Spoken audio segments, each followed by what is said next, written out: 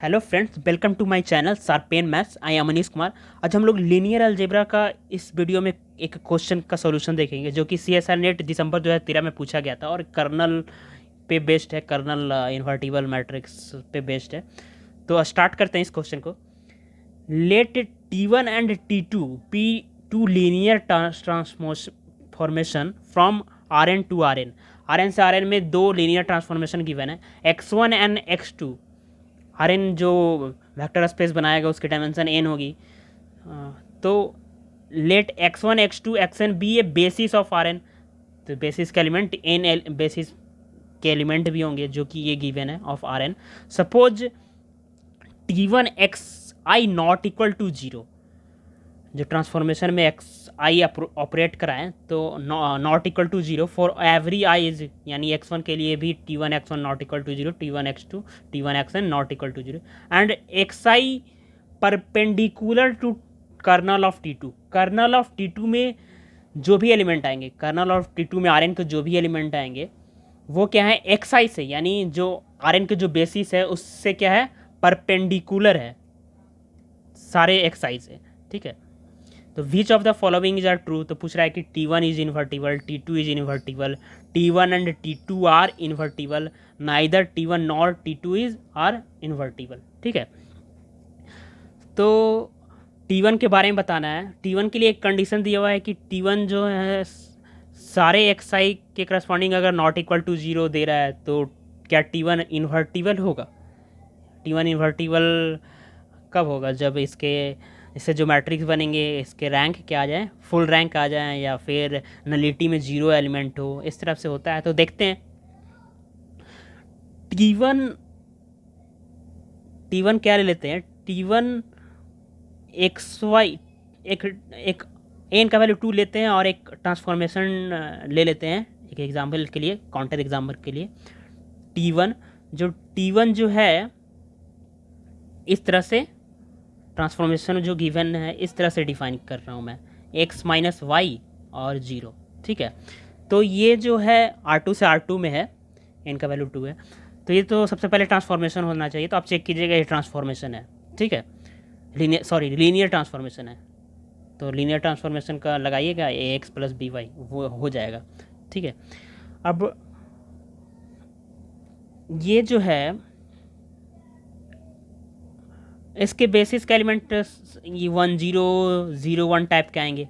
अब T1 1 0 भी निकालेंगे तो इसकी वैल्यू क्या आएगी, 1 आएगी, नॉट इक्वल टू जीरो आ रही है। T2 0 1 निकालेंगे तो इसकी वैल्यू -1 नॉट इक्वल टू जीरो आ रही है, -1 0 आ रहा है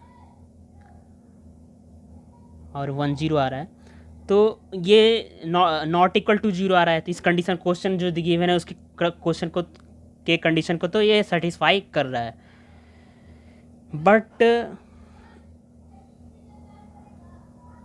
कर्नल के बारे में देखते हैं कि अगर ये सेटिस्फाई कर रहा है तो कर्नल में क्या एलिमेंट आएंगे। कर्नल में अगर जीरो आ जाए, कर्नल में ओनली एलिमेंट जीरो आ जाए तो बोल देंगे कि T1 क्या है, इन्वर्टिबल है, क्योंकि उसकी रैंक फुल रैंक हो जाएगी।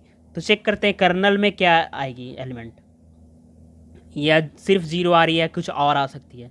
जैसे आप इसको वेरियस वे से देख सकते हैं। जैसे इसका अगर आप मैट्रिक्स बनाएंगे तो 1 -1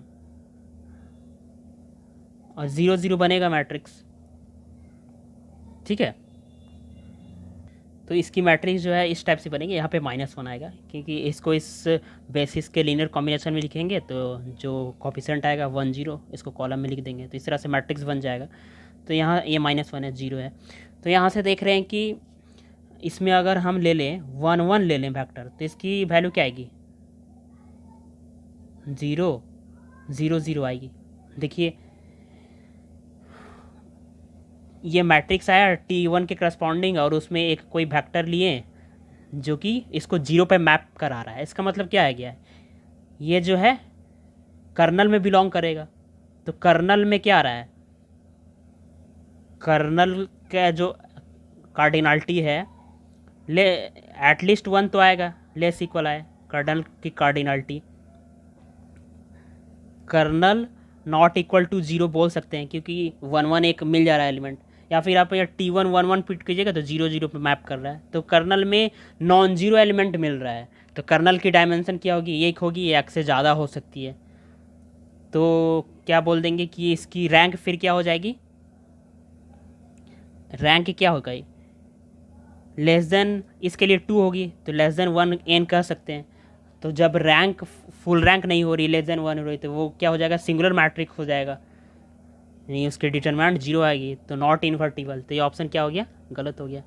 अब T2 के बारे में पूछा है, T2 के लिए एक कंडीशन यहाँ पे गिवन है कि xi जो है परपेंडिकुलर होगा T2 से, यानी कर्नल ऑफ T2 में वो सारे एलिमेंट हैं जो xi के साथ क्या है, परपेंडिकुलर। यानी अगर कर्नल ऑफ T2 में x हम ले लिए कोई एलिमेंट, तो x और xi का इनर प्रोडक्ट क्या आने चाहिए, 0 आने चाहिए। परपेंडिकुलर ऑर्थोगोनल का मतलब ये होता है कि उसके साथ इनर प्रोडक्ट क्या होने चाहिए, 0 है। यानी x का x1 के साथ भी इनर प्रोडक्ट 0, x का x2 के साथ भी इनर प्रोडक्ट 0, x का xn के साथ भी, x का xn के साथ भी इनर प्रोडक्ट क्या होगा, 0 होगा। तो ऐसा कब पॉसिबल है, x क्या लेंगे कि सारे के साथ इनर प्रोडक्ट 0 है होगा, तो ओनली पॉसिबिलिटी x की वैल्यू क्या होगी, 0 होगी, तब ऐसा होगा, x की वैल्यू 0 होगी। तो यहाँ से कर्नल ऑफ T2 में क्या मिल गया, kernel of T2 is equal to 0 आ रहा है, यानी only element belongs to kernel of T2 is 0, यानी T2 जो है 1 1 होगा, इन्वर्टिबल होगा, नॉन सिंगुलर होगा, सारा चीज़ बोल सकते हैं एक साथ, क्योंकि जब नलिटी की डायमेंशन 0 है तो रैंक फुल रैंक आ जाएगी, एन रैंक आ जाएगा, तो T2 क्या हो जाएगा, इन्वर्टिबल हो जाएगा। तो ये ऑप्शन क्या हो जाएगा, करेक्ट हो जाएगा। और ये आप ऐसे भी चेक कर सकते हैं कि कर्नल ऑफ T2 में xi के क्या है, कॉम्प्लीमेंट बिलोंग करेंगे, तो xi क्या है, बेसिस ऑफ Rn है, तो ये सारे, तो Rn को जनरेट कर देगा सारा एलिमेंट, तो इसका कॉम्प्लीमेंट क्या होगा, इसके कॉम्प्लीमेंट में फाई आएगा, तो कर्नल ऑफ T2 में फाई आएगा, कर्नल ऑफ T2 में ओनली 0 बिलोंग करेगा।